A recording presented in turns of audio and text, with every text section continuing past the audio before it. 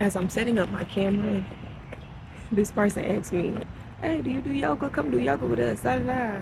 And I feel like,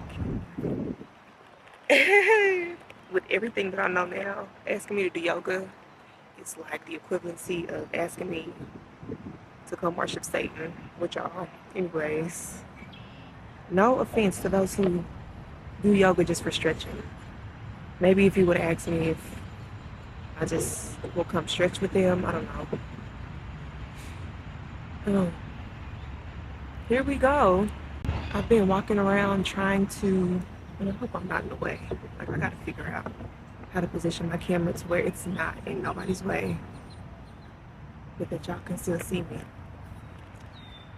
I have been sitting on this wilderness series for almost a year. It's been about 8 months since I've planned this series to do, because iffy. I was trying to figure out if I was still in my wilderness or not with this big transition that I went into back in July of 2023. What better way to tell y'all about the wilderness than to actually be outside, right? It's a spot that I wanted to talk about this in was taken. I mean, two people over there right now. Hopefully they leave because I'm going to be bouncing around this park. And it's so beautiful out here. But yeah, just telling y'all about my wilderness season and yeah, everything that entails in that. I feel like I should shift where I'm at. Anyways, okay, so I don't know how much of this I'm gonna leave in, but we're gonna see.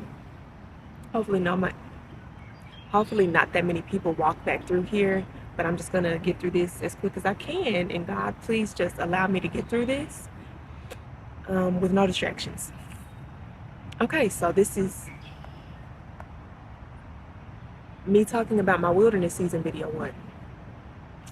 This is going to be a 6-part series, possibly 7. But here's video 1. So what is your wilderness season? Okay, so biblically, if we go back to the book of Exodus, it's talking about the Israelites and how they were in bondage for so many years, like so long. Moses led the Israelites out of Egypt through God's guidance. So pretty much whatever God told Moses to do, he was a servant and he was submissive and he did it. And so that's how he led the Israelites out of Egypt. That was their bondage, Egypt was. But when it comes to them actually coming out of their bondage, they were wandering in the wilderness for 40 years. Now, people have studied and they've said that the trip should have took like, what, 11 days or so. From people, they've done their research, they said it should have took 11 days. But because of their disobedience and because of their complaining and everything, and if you really want more details, I'm just skimming over it because I'm just referencing it right now, but because of all of their disobedience and because of everything, they ended up wandering in the desert for 40 years. And that was their wilderness. But during that time, God sustained them. He continued to grow them. Obviously, he disciplined them because 40 years, that's wild. Like, I can't even imagine. But during that time, he continued to be God for them, which is why a wilderness season for us in this same time is really important, because that's the process. That's the process that God has to take you through in order for him to usher you into everything that he has called you to be. My wilderness season, I'm going to say, started in 2020. More so 2021, but let's just say 2020 after I graduated college. Crazy transitions that I've had throughout my life. But I say 2020 because, technically 2021, because that's when I had my first real supernatural encounter with God. I remember during that time, me and my sister, we were roommates, and I was going through a lot of heavy stuff. I was suffering depression, which I can identify now as depression, because back then I was just, people just thought, oh, really, she's just being lazy. Really, she just, she don't like to do nothing. She don't like, no, I was really suffering depression, especially graduating in 2020, didn't have a graduation. I'm not harping on none of that stuff, but this is just I have to get through the timeline. Didn't have a graduation. Um, Going through stuff with my college. Um, just a lot of different stuff that was happening with me mentally as well. And I just didn't want. I just didn't want to do anything. Having issues with job related things. It was a lot going on during that time from what I can remember. And so just the encounter with the guy that I had, I remember being in my room and I was grieving as well because somebody that was close to me had died. And I was just like, Lord, I need you. Like, I'm trying to fake living this glamorous lifestyle when really I'm hurting, I'm suffering, and I feel like I'm just going through so much right now. And so I just remember putting my hand on my chest, just like this. And I had my eyes closed. I was really crying. Like, it was one of them from your soul kind of cries. Like, Lord, I really need you to help me during this time. And it was cloudy outside. I remember it was very cloudy. The sun was not out at all. I think it had been raining. And out of nowhere, this beam of light, my eyes were closed, but this beam of light just comes across my face. And it's like very, you can't miss it. I didn't open my eyes when it happened, but I felt it. It was like, I saw it and I felt it, and it felt warm and it just felt peaceful. And that's really the only way I can describe it. And as soon as it happened, as quick as it happened, as quick as it left. But the moment, I'll never forget that moment. And then it kind of startled me because I did open my eyes and I was kind of like, what was that? But again, it was cloudy outside. There was literally no light in my room. Like, none of my lights were on. And so I just remember thinking, that had to be God. Like, that had to be the Lord with me during that moment. It had to be. I was really like, yeah, something has to change with me. Like, I really need to tap in because there's something deeper, there's something more that I should be focusing on and that I should be doing. So we can call this the pre-wilderness. We can call this the pre-wilderness, and then the wilderness really didn't happen.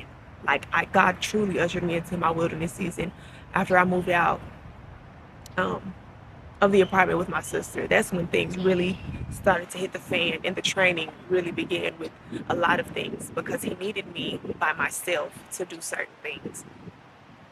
Which now that I'm on the other side of things, I truly, truly understand. But back then I'm just like, Lord, what are we doing? So here's the first part, because I don't want this video one to be so long because then I'm going to shift where I'm sitting because the sunlight has left me.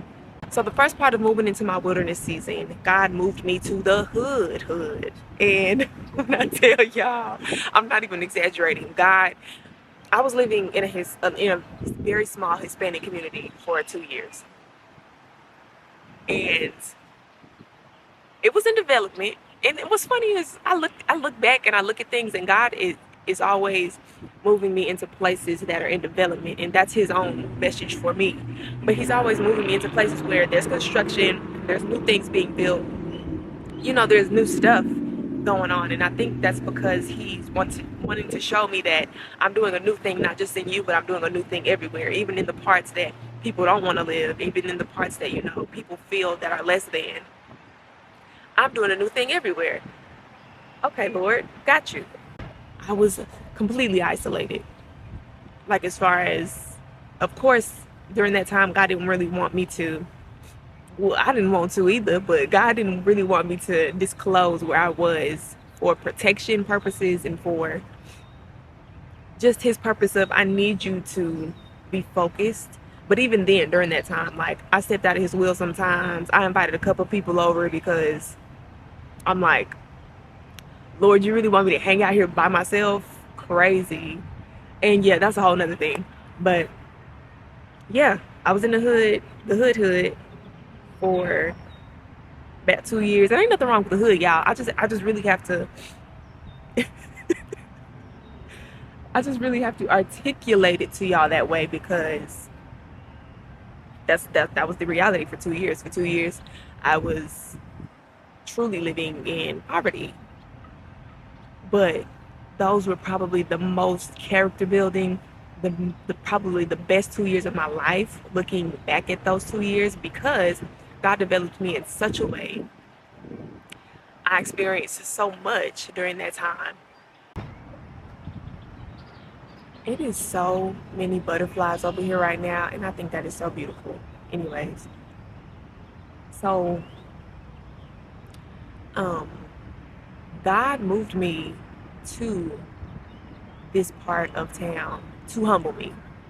Um, I was suffering, even though I was suffering with, like I said, depression and all of that stuff beforehand. I was suffering with a lot of pride, with a lot of ego.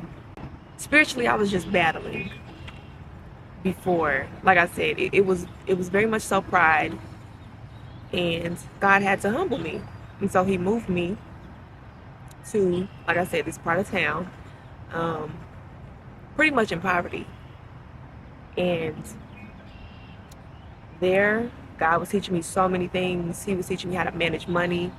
He was teaching me how to live on a fixed income. He was teaching me how to live trusting in Him to be my complete source of provision.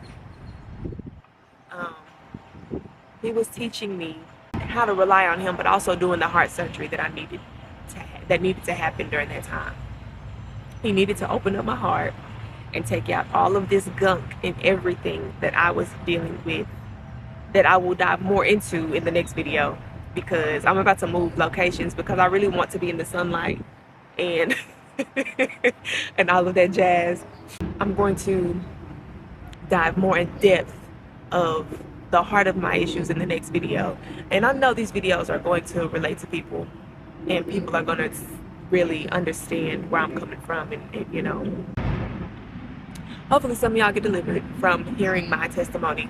So I'll be back with the next video. I keep looking around because I'm trying to see who here. Okay, bye.